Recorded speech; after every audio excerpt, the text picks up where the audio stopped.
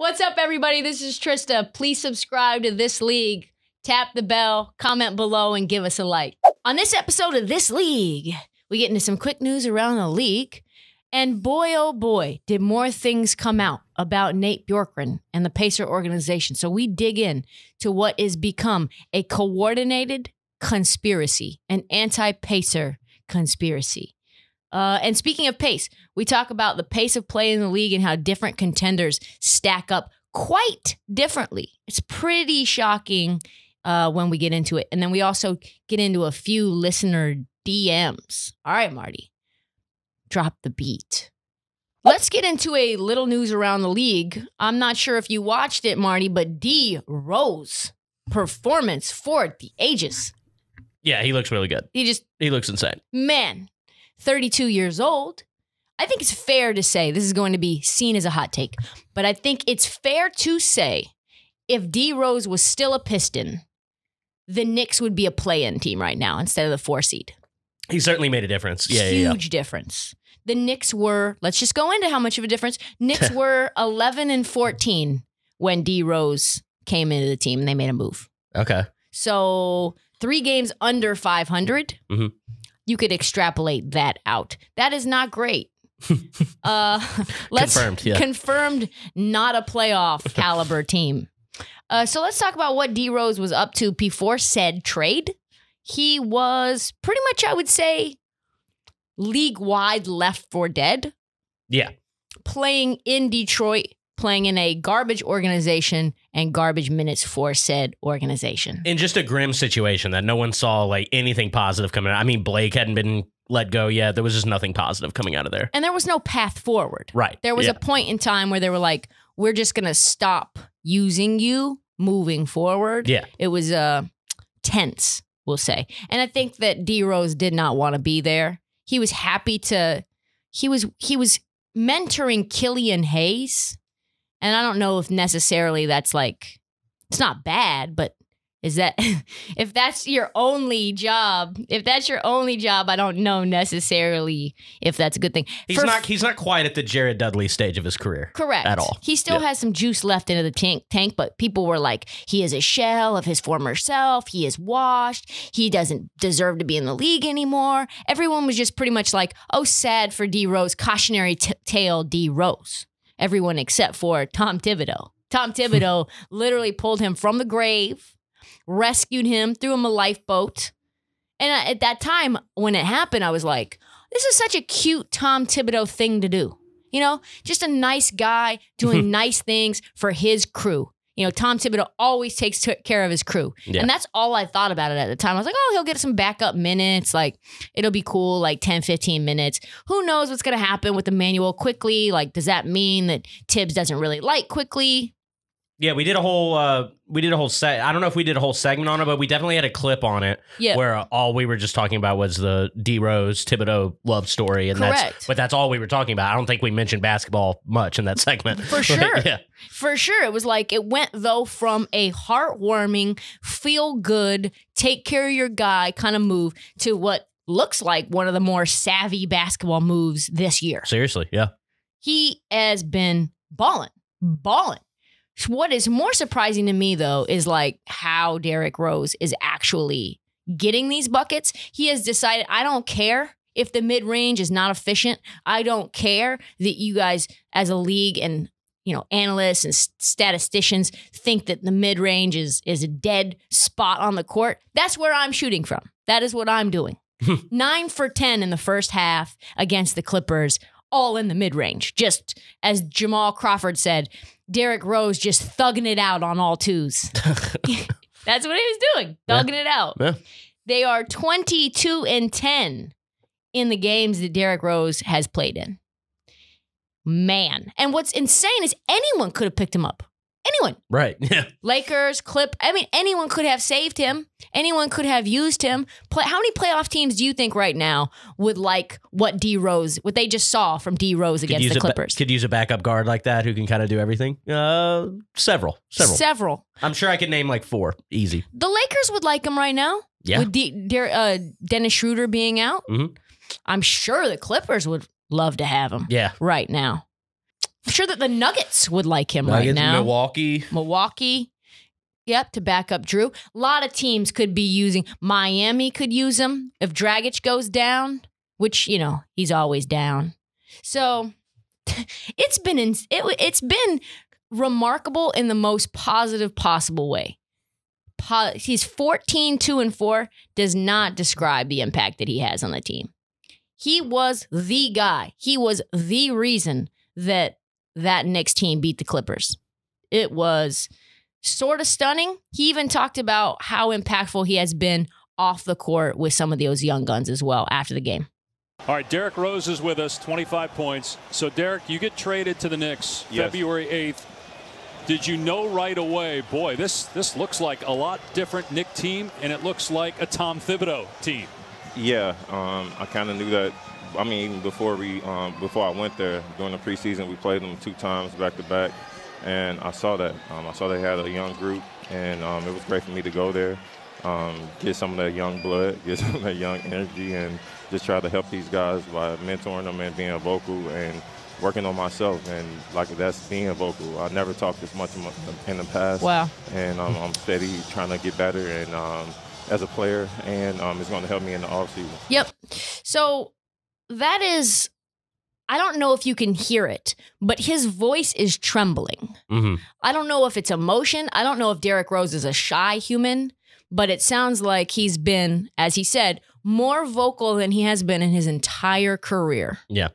Mentoring RJ Barrett, mentoring Emmanuel Quickley, doing some mentoring of Julius Randle. He has been the old head in the locker room, making sure that everyone's going according to the Tibbs vision, but also helping folks just get better. Yeah. I love emotional D Rose. You remember after he scored 50 in Minnesota? Yeah. I love emotional D Rose. Me too. Ultimately, D Rose is one of my favorite players when he's healthy. He's just so much fun to watch. He's probing. I mean, his 3-point shooting has now come along as well. In the Clipper game, 25 points, 11 for 17, 5 and 8. He is now leading the dangerous Knicks into the playoffs. I don't know. I think the Knicks could go far.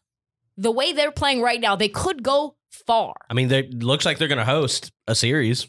That's pretty sick. Yeah. I mean, could anybody have imagined that?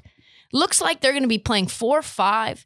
I think that they make light work of the Atlanta Hawks. They're playing well, but yeah, that's going to be fun. Ooh. Light work of the Atlanta Hawks. Not You can probably get good value on that on the Knicks. Mm-hmm. Ooh. Good betting opportunity. Good betting opportunity. So then his impact, let's talk about his impact in general. The Knicks efficiency differential when Rose is on the floor is plus 11.9, according to Cleaning the Glass. That is top 4% of all NBA players.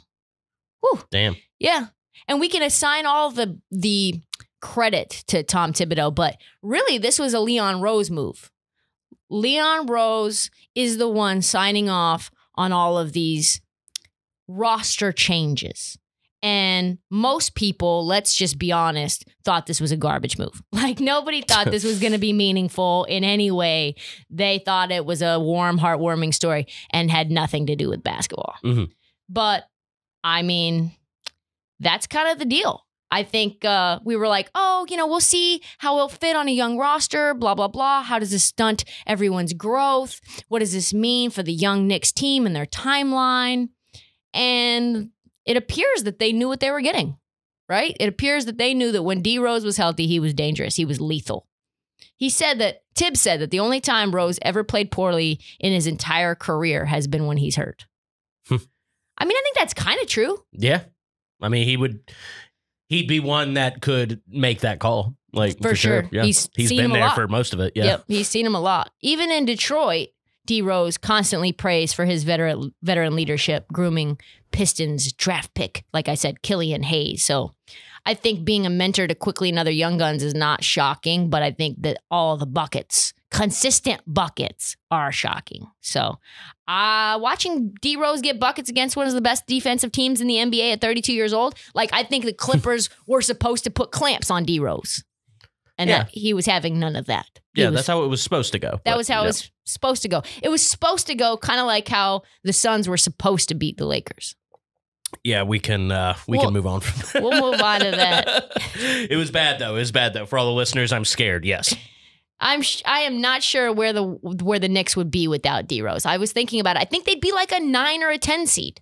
I think they're that much better. And I'm not saying just because of what he's doing on the court. I think in terms of the development of the young guys and what Quickly has said, what RJ has said, and how much they're gelling, I think D Rose, low-key super valuable to this Knicks organization. Let's move on.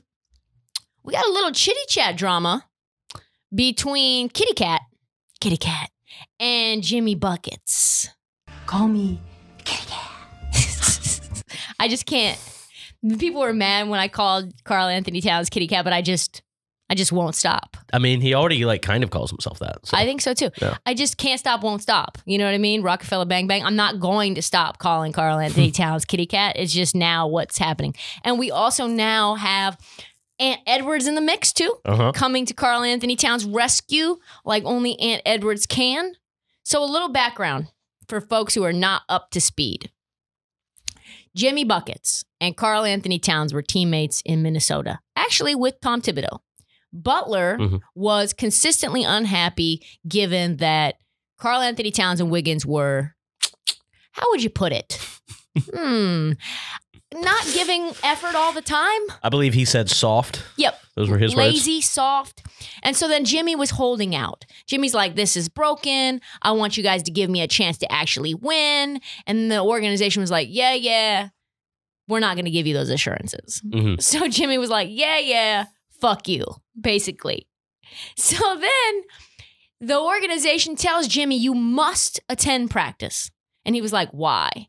Because we need you to attend practice, Jimmy.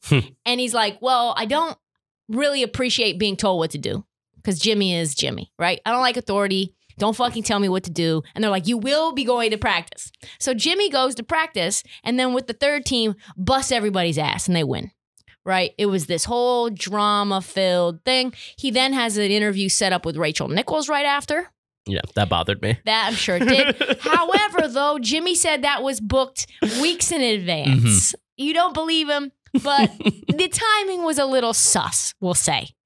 Goes to the practice, all this chatter's popping, and he's got an interview playing on ESPN NBA Countdown kind of a deal.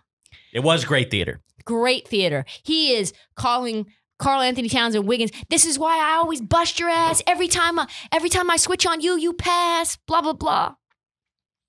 So we'll say that there is bad blood between Karl-Anthony Towns and Jimmy Butler.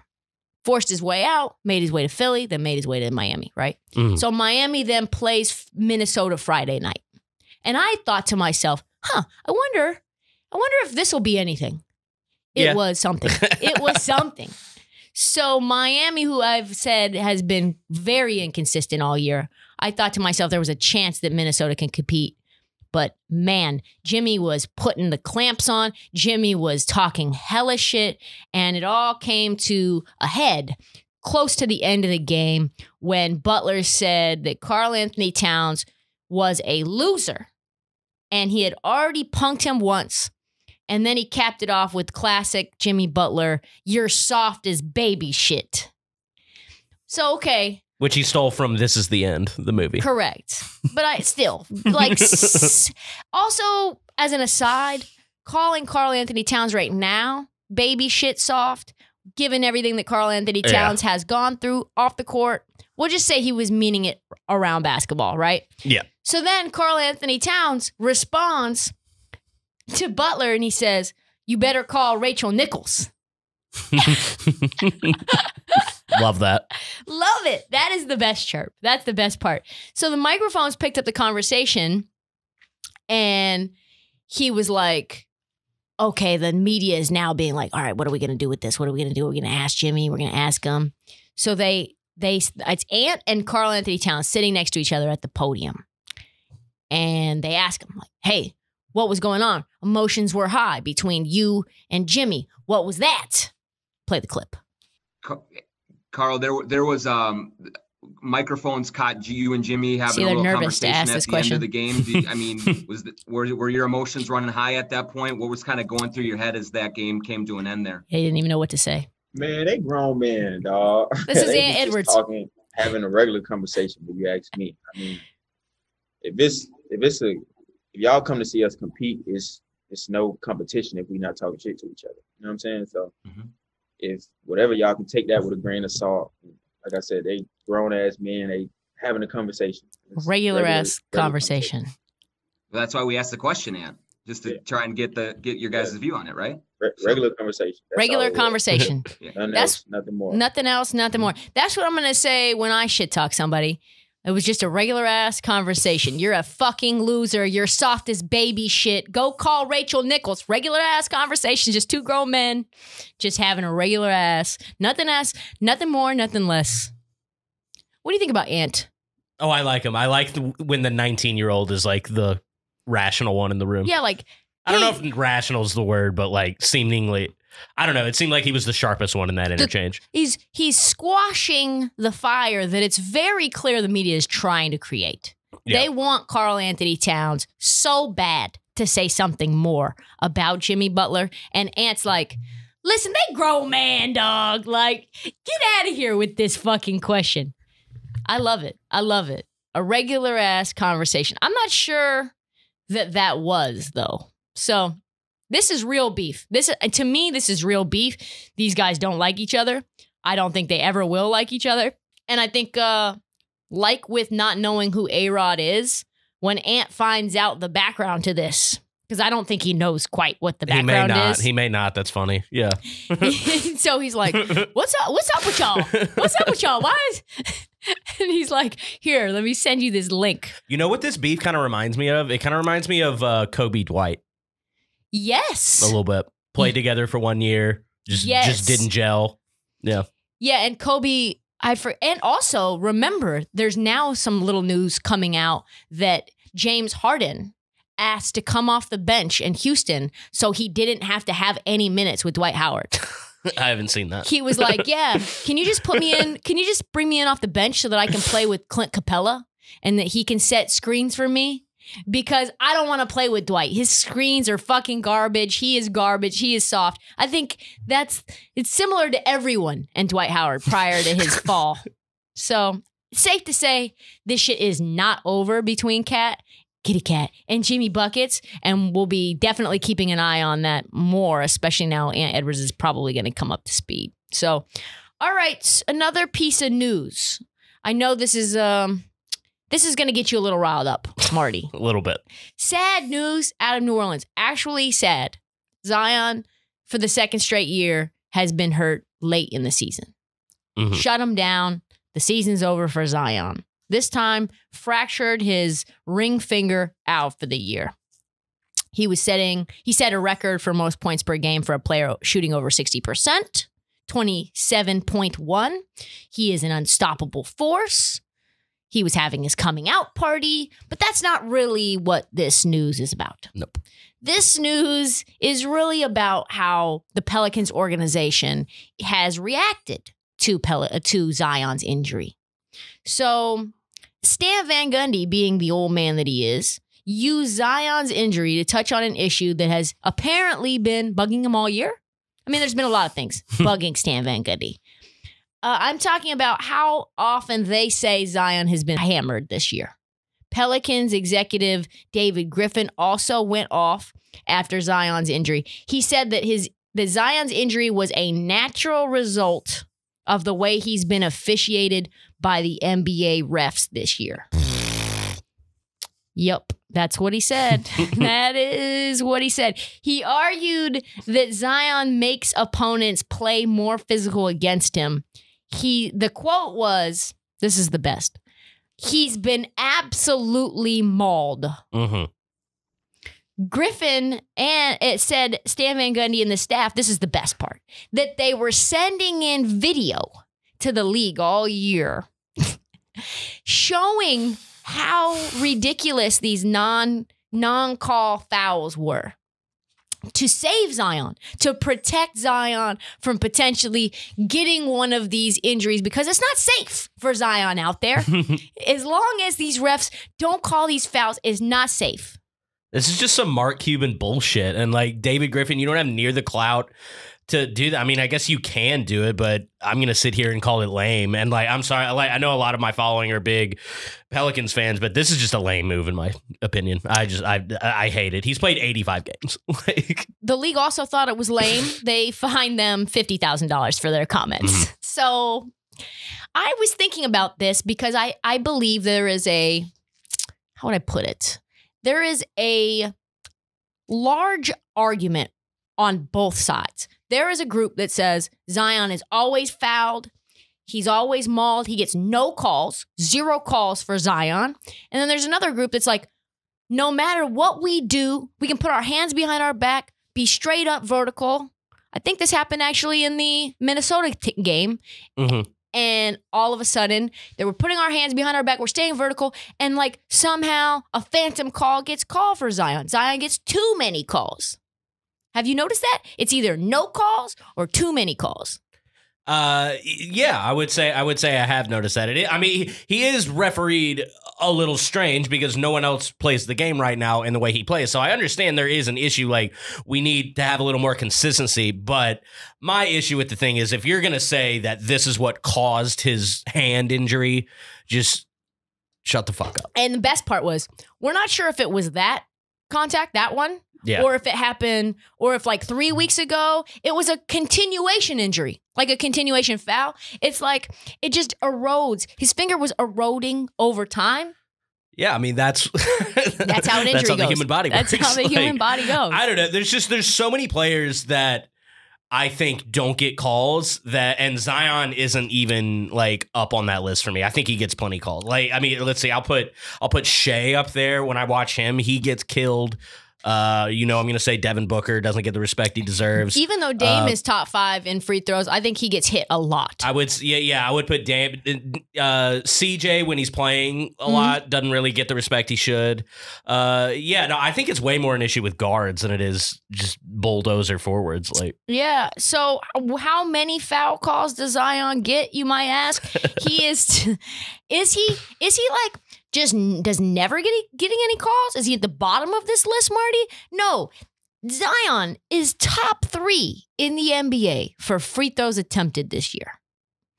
There are multiple articles about how Zion actually should be getting called and could be getting called for an offensive foul nearly every possession.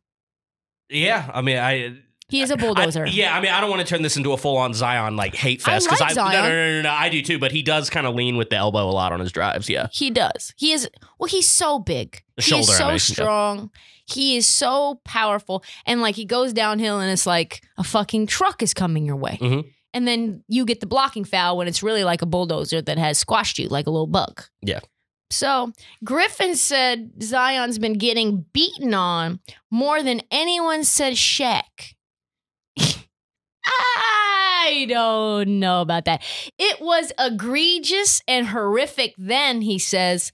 The same is true now.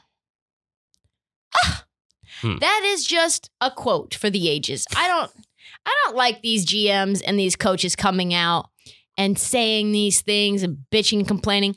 But if you're Zion, you have to feel like these people are at least sticking up for me, you know. And hey, where were these comments when you were the assistant GM of the Suns, Mr. Griffin? If you're saying Shaq was being egregiously fouled. The big cactus, where were you? Where was this comment? Like, where were you protecting the big cactus? All the jumping choyas. So I would say this. If Zion wants more foul calls, Zion hasn't said a goddamn word about this. And maybe that's what part of it is that Zion's not complaining enough. If you want more foul calls, Zion, complain more. Sure. No. I agree. Yeah. Do what LeBron did. Luka. Do what Luka does. Luka has... Trey. Luka's also top 5 in free throws attempted. And the reason... Trey also top 5 and because they all complain. They get a bad rap for it. It hurts their reputation. It hurts their likability. But at the same time, if you want the calls, you got to get up in those refs' face. Well, Trey's also smart. Trey's kind of figured out if I just stop mid-drive, they're going to call it. And Trey just kind of Luka too. But with Trey, I think it's more like he just like outsmarted the refs, but Luka's just a complainer. Like Luka complains, but so KD, I was going to put this in the news section, but it was too small. KD on his podcast basically said the same thing about Luka, is that Luka pretends that he's not athletic.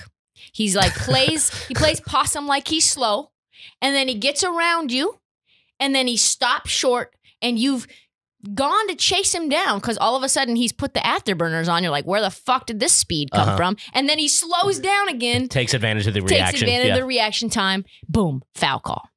So, listen, big men are strong and big. They're going to get hit on the arm. It's going to look less meaningful than a guard does. That's just the way it goes. So, unless Zion complains, it's going to be a lot more ice baths for him in the next years unless they, I guess, change the rules possibly about what constitutes a flagrant foul.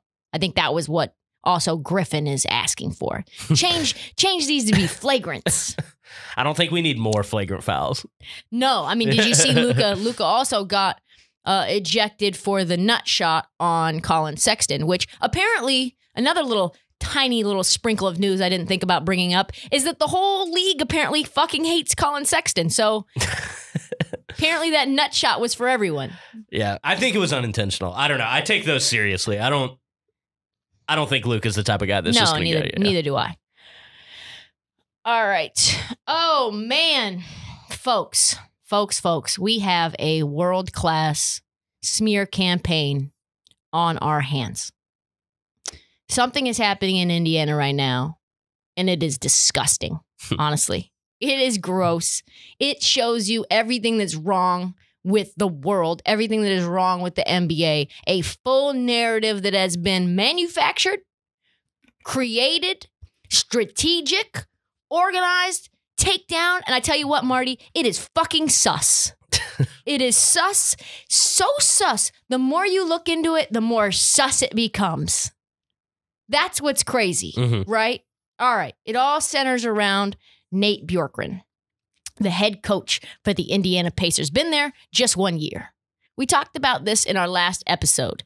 Woj bomb, lots of articles came out, right? Yep. Since just Friday, shit has hit the fan even more. So, full-blown issue on our hands. Not only are these articles coming after Nate, though, now, they're coming after the front office of the Indiana Pacers. They are accusing the front office of not doing their due diligence.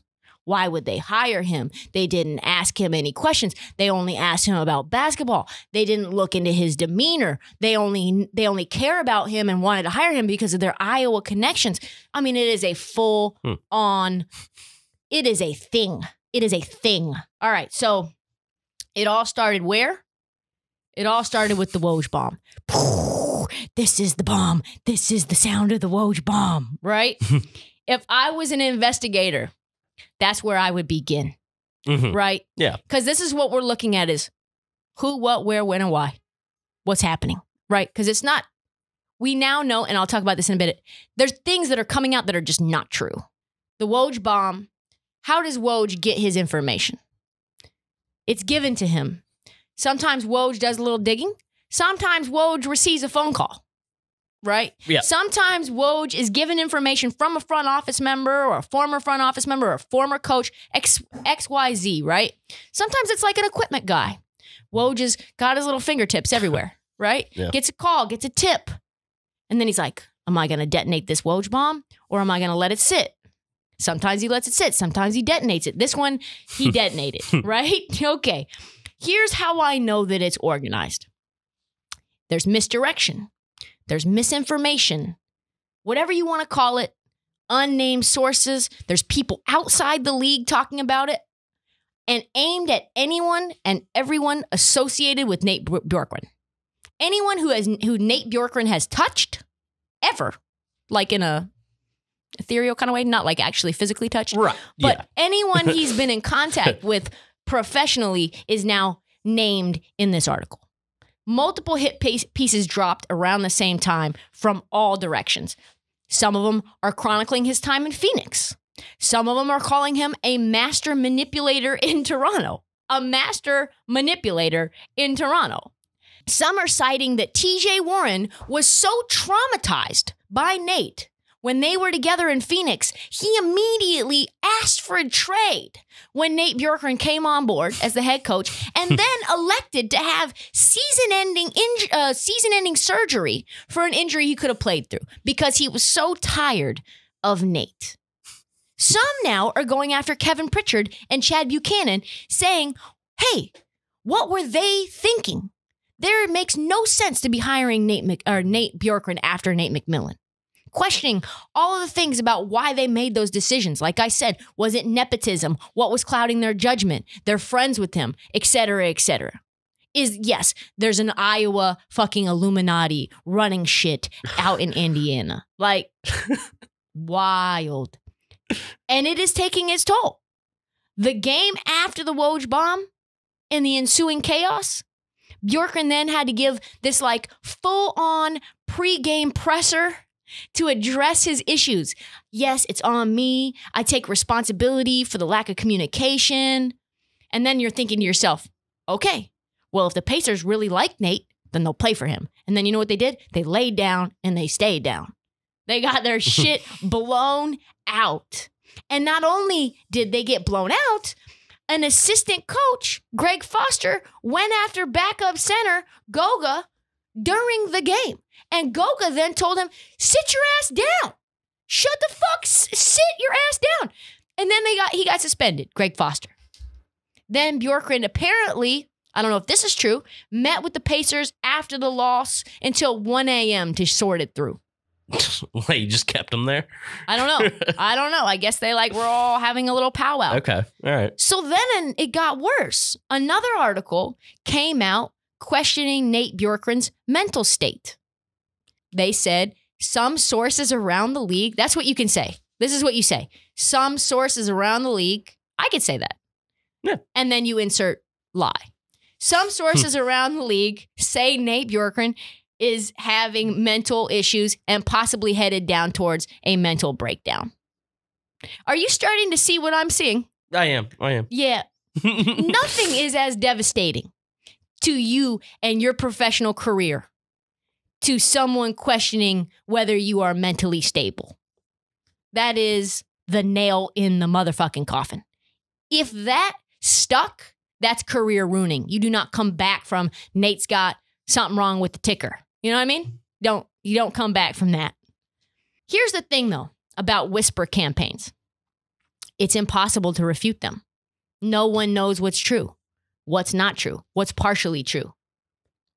That's kind of how they're designed. You can't figure out what's real and what's not real. But there's something for sure going on with Nate. We don't know what it is because the smear campaign is moving from so many different directions. To have Bleacher Report, CBS, Woj, Shams, to have everyone come out with articles simultaneously and that not raise a couple of red flags. And they're not all the same, all curated off of one article, right? Like you see these aggregators and they really just take Woj and then they write their own article. No. This was all its own individual investigative reporting. Okay. All different things, little types of sprinkling in different articles. Just different shit. Different shit. Yep.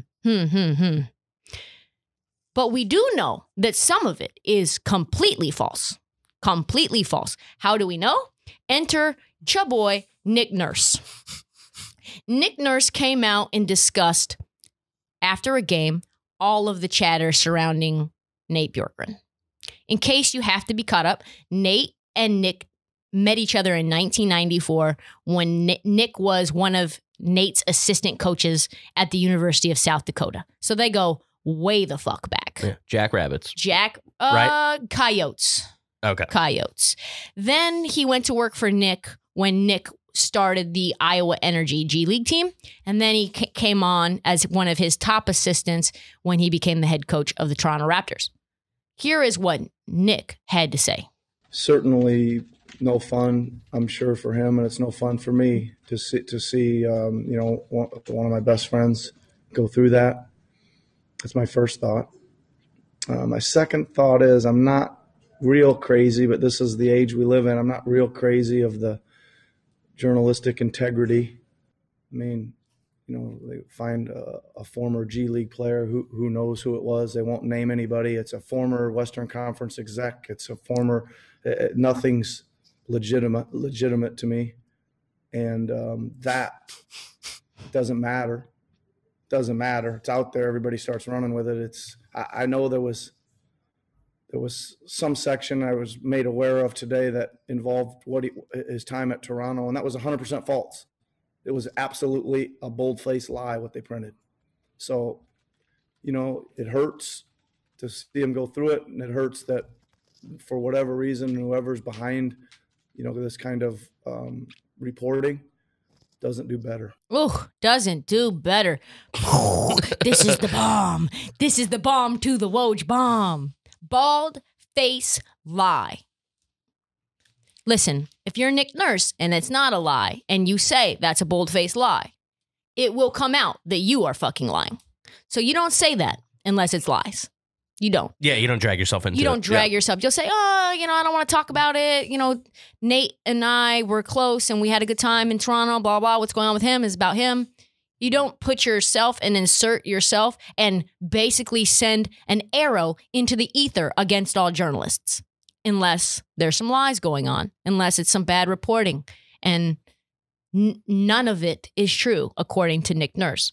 And Nick is not the only one who has come out to Nate's defense. This is where it gets fishy to me. Fishy. Former players have come out in complete support of Bjorkgren. Fred VanVleet said, if you don't like Nate, you're crazy. There's something wrong with you. Kyle Lowry calls Nate the fucking man. Ryan Wolstadt, the Raptors beat reporter for the Toronto Sun, said, everyone I've talked to has been effusive. It's very high. Effusive in their praise about him. He literally could not find a bad word about the guy. So if he's a shithead, then you should be able to find plenty of people who are going to give you some negative reviews. Or at least not find this many people to come out and vouch for him. Correct. Yeah, Pacers guard TJ Warren, the one who elected to have season-ending surgery, the one who apparently decided he wanted to be traded as soon as Nate got the head coaching gig, according to Bleacher Report. Yeah. Yeah, exactly.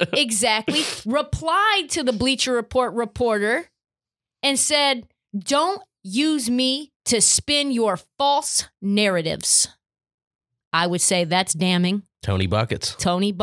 And the Indy Star even noted that multiple league sources dispute much of what is being reported. How is it possible that you could find one of the best beat reporters in the league who's, I would say, motivated, highly motivated to corroborate this story because holy shit, and he can't find one negative review about the guy? Right, yeah, no. He's with the Raptors, who apparently he was a maniacal, evil genius subverting every bit of information from coming to Nick Nurse. It was like, you can't talk to Nick unless you talk to fucking me.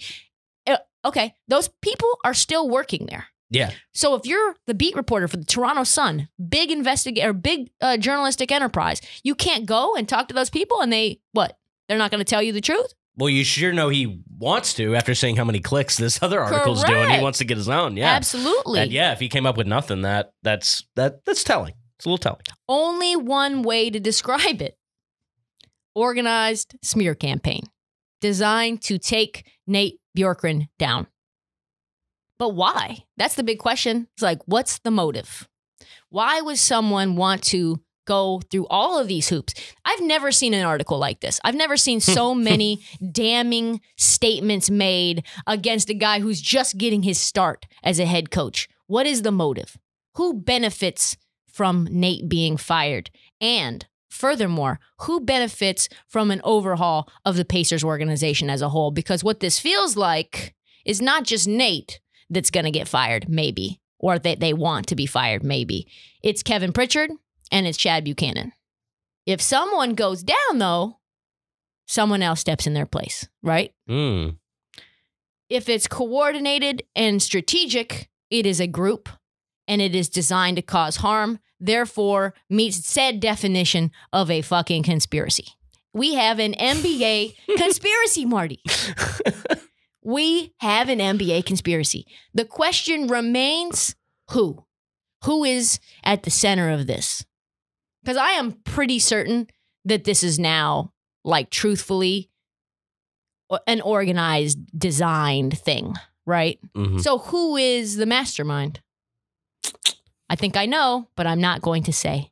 Because that guy is so fucking scary that me even saying it would put a target on my fucking back. So I am not saying a word. But what I will say... Is Robert Horry involved? No. No. If Nate does not survive this, and the front office does not survive this, then we know who was connected to and pulling the strings behind the scenes based on who steps in. This is the ultimate. This league! So we just talked about the Pacers and Nate's head on the chopping block. But there are some good things going on with the Pacers, so I think we should really go into them. Nate McMillan was fucking slow. Well, that's what we know. He runs the slow, methodical, bottom-of-the-barrel offense. And now the Pacers are pacing. Fast pace. Top 5 in pace of play. So a lot of casuals would ask, if you don't know what a play-in tournament is, you might not know what pace of play is. So, or how it's actually like figured out, right? Pace of play is just defined as the amount of possessions per game. The more possessions that you have per game, the faster they say you play. Mm-hmm. Why does that matter? Well, because if you play fast like the Milwaukee Bucks do, and you also can defend like the Milwaukee Bucks do, if you go on a 10-0 run, it is nearly impossible to come back. That's what happens when you can put the clamps on, right? Right. Major problems come playoff time. You're going to have a lot of 10-0 runs if you're someone like Milwaukee. Pace of play rankings may be one of the most fascinating stats charts that you can find, I guess, because at the top, you find some of the most dangerous teams in the league right now: Washington, Golden State, Milwaukee. These teams push the pace of play between 104 and 106 possessions per game. Bucks, Warriors. It's insane that I'm even talking about the Wizards and the Warriors being good at defense, but they are right now. Mm-hmm. And I think that they will be problems come playoff time because I do not think people want to play them because they are very tough. But get this. The 5 slowest teams in the league in pace of play: New York, Knicks, Miami, Clippers, Denver, and Phoenix. 98 to 99 possessions per game. Mm-hmm. 5 of the best teams in basketball playing slow. So I think it means this. If you play fast and you play defense like Washington and Golden State and Milwaukee, you pose huge problems with people and teams that can't match your pace and put pressure on them if they have to play from behind because you also play solid defense. Mm-hmm. I mean, if you play fast and you can't play defense, I mean, like the Pacers, you're just not very good. Yeah. Well, what's interesting about how this works is that that's still pretty fast, 98.2 possession. Like, if you go back like 20 years, that's like leading the league. So right. It's still like, I mean, it definitely is, you know, compared to the rest of the side. league. Yeah. But it's I don't know. It's just interesting how much that stat has. There's not a ton of variation. Yeah. But you do see that the Knicks and particularly the Clippers do feel like they play slightly slow, right? Oh, yeah. No. You can see it for sure. Yeah. And the Heat. It's usually, though, because of this. You've got folks you can run your offense through these superstar players like Jokic, like Devin Booker or CP3, Kawhi, Butler, Randall. And all 5 of those are also top defensive teams. So I think that also decreases the amount of possessions by the defense as well. Oh, yeah, certainly. Yeah, and they also don't rush the pace of play like a team Milwaukee does. Like, they get out and run. I think Indiana shoots with like 21 seconds on the shot clock, like, all the time. That's really where you see it, is like how eager teams are to get like a tough layup in transition, or if they'd rather just get in their offense and stuff. Right. That's where you really see it. Yeah. I actually think, though, that Phoenix likes getting transition buckets. They do, but certainly we pull the ball back out a lot just to CP3. I don't know. I feel like I've just seen it a lot. Like if Torrey Craig's on like the run, he'll like kick it back out to CP to start. I think that's absolutely correct. I think probably that goes with veteran leadership as well. I think so too. When you all those guys besides Randall are guys who have championship caliber talent, right? CP3, I think he's known to be one of the better leaders in the league. You've got Kawhi, but Jimmy Butler as well. Like, they know how to slow their team down to prevent them from making mistakes. So, and also on top of that, like, if you need to, you can just bleed the clock out like your Georgia football. Just like run it. Just run. And like the team just doesn't get the ball back, especially at the end of games. Like, you just drain it all the way to the end of the shot clock. So, so I think these teams also can run as well. Like, you see that Phoenix can get out and run. They're not not athletic. Same thing with the Knicks. They can get out into transition. They can play fast. But it's the teams in the middle who fucking struggle. Man, they struggle. They can't rely on measured play, and they can't rely on, they can't race, and they have problems. Those are the teams like that I think could get bounced, that are good teams like the Jazz, the Lakers, Portland, Boston, but they're just middle of everything. Mm-hmm. You know what I mean? Yeah. So it shows that you can't really run and gun if you're a bad defensive team unless you're Indiana, and they're just not good. They're just not good. Like, I don't think Indiana should be pushing the pace as much as they are, but I think because they've got like that directive where they are supposed to play fast because they're coming off of like the Nate McMillan slow, that they're changing that. They're 25th in opponents' points per game. All of those teams can be bounced early, I think. So, yeah, I think the playoffs is where we're going to see things get interesting. I'm curious as to which team, whether they're the top in the pace of play or the bottom of the pace of play, which one ends up winning the title. Ooh, that is interesting. Yeah, I don't know. I mean, it is. I mean, the game always changes in the playoffs. So, yeah, no, that actually is, super interesting to see what's going to happen. Yeah. I personally believe that it will be a team that can be deliberate and slow it down versus fast up tempo, because I've seen this with the Blazers a lot. When you play fast and you play up tempo and then you just like go on a cold streak, then things get away from you fucking super fast. Yeah, no, for sure. All right, let's get into some DMs. Okay, leading off, this is a classic one. Are the Hawks better without Trae Young? Man, are the Hawks better without Trae Young? People hate him. They really do. They really do. He is one of the most polarizing players. I don't quite understand why. Yeah, I just think the small guard, a lot of people aren't really in on that. And I don't just the type of player he is, just a lot of people aren't in on that. Is it connected to Luka? Possibly. Yeah. It's really hard to say what's going on with the Hawks. Sometimes they look great. Sometimes they look absolutely fucking trash. Like, they've beaten the Heat, the Bucks, and the Suns, and they've lost to the Pacers and the Pistons. So who are they? I don't know. and Trae has been in and out of the lineup for injuries, so it's hard for me to figure them out. They're 5-4 with Trae this year, which is about what they're 5-4 without Trae this year, which is about what they play percentage wise with him. So I'm not sure.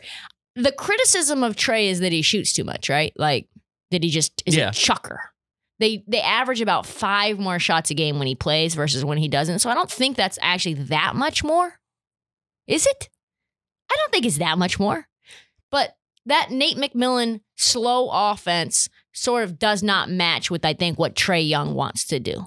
I don't think that Trae would particularly like to play methodically like Phoenix or the Knicks. So this is the interesting thing, though. When Trae Young does not score more than 20, this team loses. Pretty much almost always. Yeah. They are 6-10 when he scores under 20. So is this team better without Trae Young? I think that they are equal when Trae Young is not on the floor, and they are much worse when Trae Young is on the floor and not performing. So I don't know if that answers the question, but that's my answer. I think it was pretty good. Okay. If you switch Tom Thibodeau and Steve Nash, how would that change each team? If you switch Tom Thibodeau and put him on the Nets and Steve Nash and put him on the Knicks, how does each team change? I mean, that's a good question, isn't it? I mean, Tibbs would have been fired by now. Yes. Yes. That's facts. That's big facts. Let's look at the Nash-led Knicks first. We know that they will not play defense. They will not. Sure. This Knicks team would be nowhere. We know that if their opponents go on runs, he will do nothing to stop them. He will not call a timeout. Did you see when the Nets lost to the Bucks and they came back and then the Bucks went on a 16-0 run? And then they asked Steve Nash, they said, hey, so when you guys went on a run, 8-0 run, Budenholzer called a timeout. When they went on a 16-0 run, you did not call a timeout. What gives? And he was like, in hindsight, probably should have. That's not a guy that I think would do well with a bunch of young guys that need discipline and accountability. Steve Nash is a player's coach to the nth degree in a way that he's kind of like a substitute teacher, where it's like, you guys just all figure it out. I know you love him so much. You guys just all figure it out. Like, I'll give you my thoughts about, my MVP seasons and how to play the game. But like in-game adjustments, I'm not sold. Not sold. I think they would be tremendously worse. I think the Knicks would be, I think that they would be where they were last year. 20 wins. I do agree they'd be worse with Nash. Way worse. Yeah. Also, like your point, let's look at Tibbs on the Nets. He would be fired by now. He would be already gone. The narrative about him would be completely solidified. He runs guys into the ground. He's too tough. He runs these 3-hour-long practices. Like everything that we have heard about Tibbs, none of the good things that we've heard recently, they would all be to the forefront. He is not going to be well liked by stars like Kevin Durant and Kyrie Irving and James Harden. I do not think that would work whatsoever. No. He would be like, hey, I've been thinking about, and they're like, no, we got this. We are champions. We have championship DNA. And Tibbs would be like, I do not care. I do not care. So I think he would have benched Kyrie Irving when he went on walkabout. Like, you're just not going to play. Yeah. I don't think he's going to say, I have not heard from Kyrie like Steve Nash did. I think he would be at Kyrie's house. I think he would have shown up there. So I think both of these teams are in the best possible places for them. These coaches are in the best possible place for their teams. And I think that just goes to show you that some coaches are just, it's a fit thing. You know what I mean? Mm-hmm. Both are happier, I'm sure, where they're at. Okay. Would the Celtics prefer to have Terry Rozier now or Kemba Walker? I like this one. Woo! Man, it's a hotly contested topic in the office. I love Kemba Walker. Let me just say that. Oh, yeah. I love Kemba. I love watching Kemba. A healthy Kemba is one of my top 5 players in the league to watch. Just a great dude, too. Just a great dude. Overachiever. Yeah. Love Kemba. But, boy, Terry Rozier, he has been balling. 43, 5, and 4 just last night. Mm-hmm. Close loss against the Pelicans. I think if you asked people before last season began, it would be 0 to 100%. Like, everyone would take Kemba. No one would take Terry Rozier. When he played in Boston, he was fine. He was a fine player. He came in and provided a spark. But 43, 5, and 4 is a lot more than a spark, isn't it? Like, that is fucking a legitimate player. And I think now it is a legitimate debate. I think mostly to do with injuries. Kemba has been down. He was one of the most durable players in the league, and he has missed 26 games already this year. He missed a bunch last year. This is a team struggling to make a play-in when their roster looks like it should be yielding much better results, as you've said. Weird sort of collection of assets. Yep. And Terry, 3 games missed this year. And on top of that, the argument is, okay, so when they are playing, how good are they? Kemba, 19, 4, and 5, and his slash line 42, 36, and 90. Terry, slightly better, 21, 4, and 4, 46, 40, and 82. Just a slightly worse, I would say significantly worse free throw shooter. But yeah, Terry Rozier statistically better in almost every way. He's a better defender than Kemba. Definitely. Something that Boston right now could certainly use. Here's what Mitch Kupchak had to say about the trade. At the time, we believed in the kid. We saw a great opportunity when we were losing Kemba who we wanted to keep, but they didn't want to give max money to. Now we know why. And then, he didn't say that, I said that. And then for some reason that made Terry available to do a double sign-and trade, which was a unique opportunity for us to get young talent. Now he does continue to get better, and he's a much harder worker than I thought on both sides of the ball. Yeah. So Terry Rozier, I think is it a hot take? Is it a scalding take? I take Terry Rozier every time right now. Yeah, I think you have to right now. You have to. Kemba is getting paid a shitload of money. 35 this year and another 74 million over the next 2. And Terry Rozier is making 18 million a year, which is like role player money. That is absurd. Alan Crabb was making more money than Terry Rozier. So if I had to choose one, Rozier all day. All right. Next question. Okay.